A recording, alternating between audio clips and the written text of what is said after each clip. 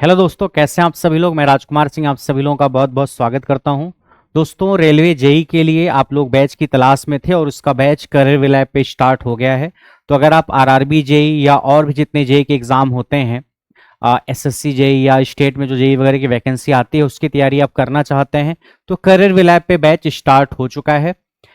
इस बैच में आपको इसमें electrical engineering, mechanical engineering, civil engineering और इलेक्ट्रॉनिक्स इंजीनियरिंग 4 बैचेज आपको मिलेंगे।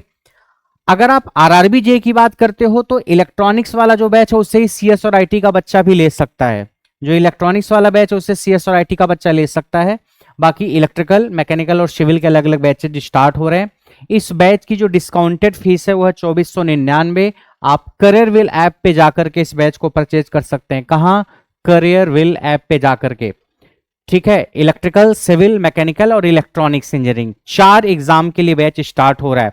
तो अगर आप आरआरबी जेई देना चाह रहे हो तो भी दे सकते हो।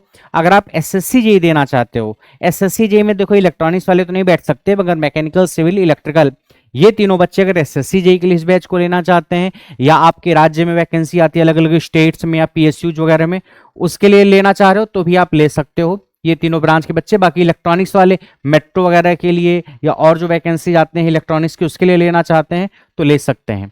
इस बैच में आपको आपकी ट्रेड मिलेगी, यानी आपकी जो ब्रांच है उसका सिलेबस मिलेगा।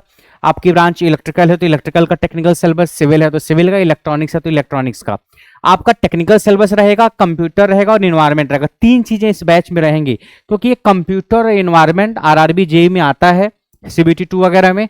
तो आपको कंप्यूटर और एनवायरनमेंट के लिए कहीं भटकना नहीं पड़ेगा। तो आपका पूरा टेक्निकल सिलेबस इस बैच में होगा, कंप्यूटर होगा और एनवायरनमेंट होगा।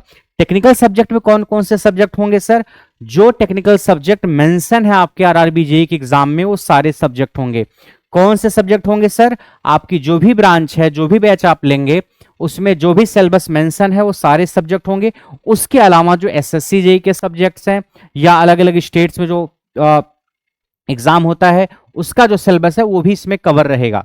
ठीक है, तो आपको सब्जेक्ट के लिए परेशान नहीं होना है, आपके सारे मेन सब्जेक्ट इस बैच में रहेंगे और कंप्यूटर एनवायरनमेंट भी आपका रहेगा, तो आप उसके लिए भी भटकना आपको नहीं है। तो इस बैच में आपको सारी चीजें बहुत डिटेल में मिलने वाली हैं और वैलिडिटी इस बैच की 1 साल रहेगी। फीस आप देख सकते हो, क्योंकि आप में से कई सारे बच्चों का कहना सर कि हमें ट्रेड के साथ साथ कंप्यूटर और एनवायरनमेंट भी चाहिए, इसलिए एनवायरनमेंट और कंप्यूटर भी इस बैच में है।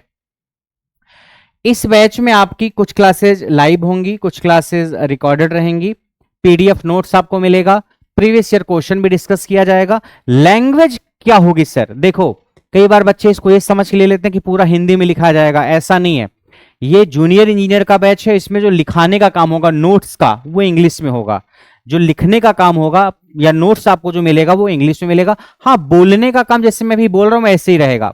बोलने की जो भाषा होती है वो हिंदी इंग्लिश मिक्स रहती है, मीन्स टर्म्स आपके टेक्निकल रहेंगे, स्टेटमेंट कुछ इंग्लिश में हो सकता है कुछ हिंदी में हो सकता है।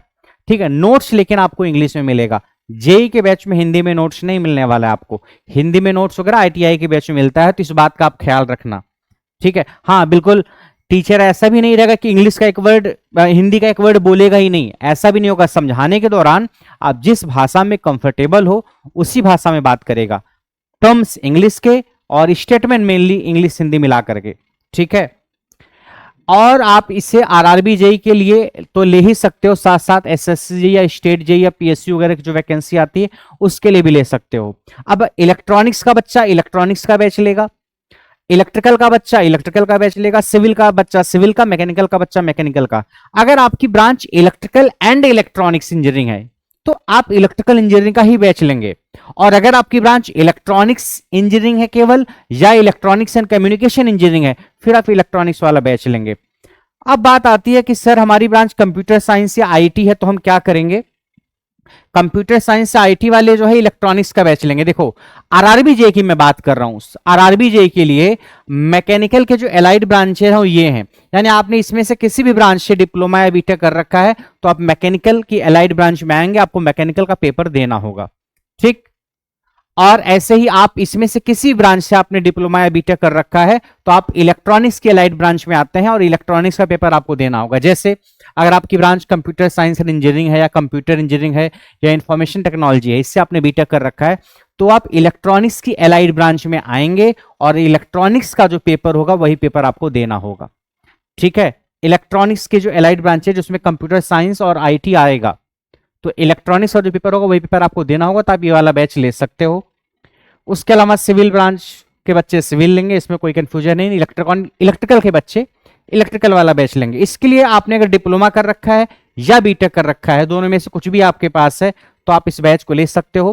फैकल्टीज की अगर हम बात करें तो इलेक्ट्रिकल ब्रांच में जो टेक्निकल सिलेबस है उसके लिए राजकुमार सर यानी मैं और अविनाश सर, ये दो फैकल्टीज रहेंगे। और मैकेनिकल की फैकल्टी में आलोकनाथ झा सर, हिमांशु मारवा सर, बिकी सर और अंकित सर, ये फैकल्टीज रहेंगे। सिविल में आपके योगेश सर, आलोकनाथ झा सर, हिमांशु मारवा सर, अपूर्व मित्तल सर और प्रभात सर। और इलेक्ट्रॉनिक्स की फैकल्टी में अविनाश त्रिपाठी सर, राजकुमार सर, रोहित सर और मनीष सर, ये 4 टीचर इलेक्ट्रॉनिक्स इंजीनियरिंग में रहेंगे। तो आपको इलेक्ट्रॉनिक्स में C++ हो या फिर आपका डेटा कम्युनिकेशन हो या जो भी नए नए चीजें हैं जो कई बार आप नहीं पढ़ते हो, सारी चीजें कवर कराई जाएंगी।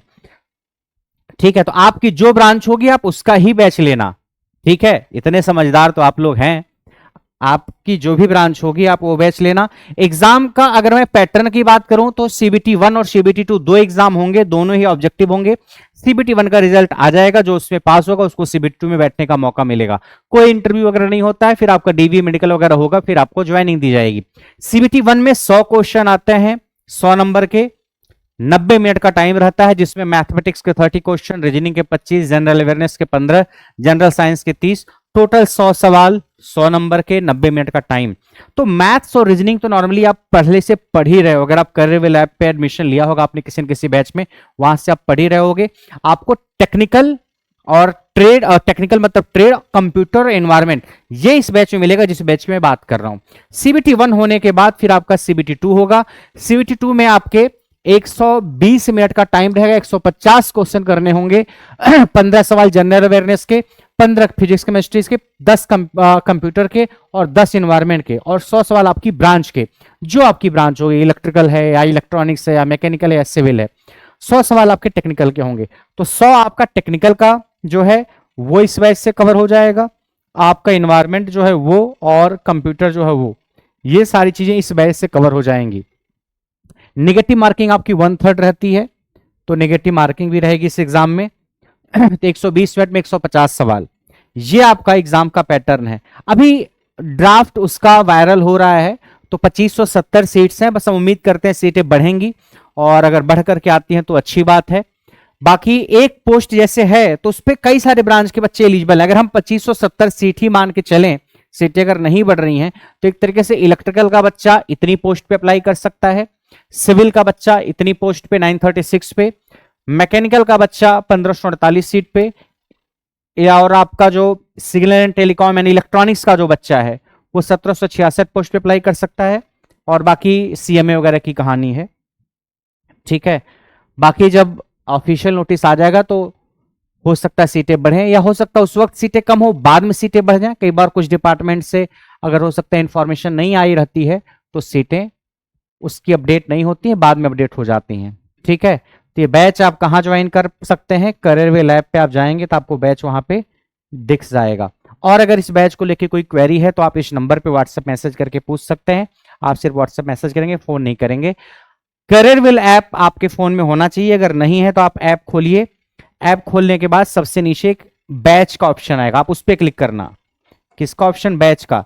जैसे आप बैच पे क्लिक करोगे फिर ऊपर SSC, टीचिंग, UPSC कई सारे सेक्शन बने होंगे। थोड़ा और दाएं साइड आप जाओगे तो आपको एक सेक्शन दिखेगा JEE ITI रेलवे एग्जाम का, उस पर क्लिक करना, तो जितने भी उससे रिलेटेड बैचेज हों आपको दिख जाएंगे।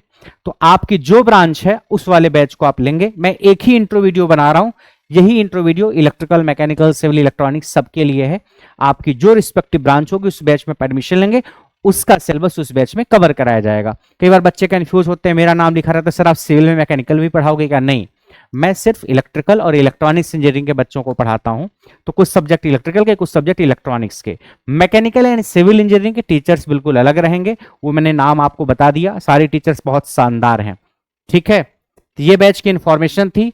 आप ऐप पे जाइए अगर आपके पास ऐप नहीं है तो, और कोई क्वेरी होगी तो आप इस नंबर पे व्हाट्सएप मैसेज करके पूछ सकते हो, ठीक है। तो उम्मीद है कि सीटें कुछ बढ़ सकती हैं। अगर मान लीजिए नहीं भी बढ़ी तो भी आपकी जो ब्रांच है उसके हिसाब से आपके पास ठीक ठाक संख्या है अपना जौहर दिखाने की। तो तैयारी में लग जाइए। अगर आप पिछली बार कुछ नंबरों से रह गए थे या अगर आप फ्रेश तैयारी स्टार्ट करना चाहते हैं तो भी आप ज्वाइन करके इस बैच को अपनी तैयारी स्टार्ट कर सकते हैं।